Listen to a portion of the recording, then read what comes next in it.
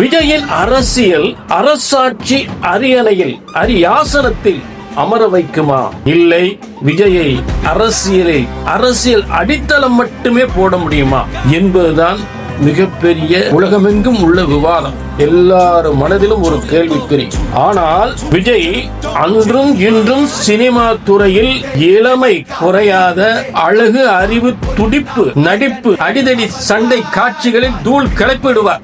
இதனால் கோடிக்கணக்கான தமிழ்நாட்டு மக்கள், சிறு குழந்தை முதல் பெரியவர் வரை அவர்கள் மனதில் விஜய் நீங்காத இடம் பிடித்து விட்டார்.